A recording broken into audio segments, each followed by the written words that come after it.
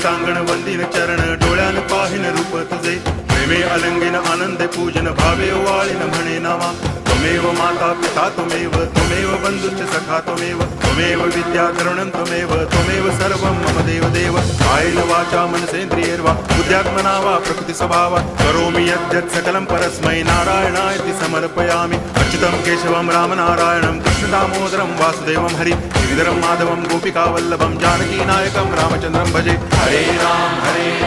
Ram Ram Hare Hare Hare Krishna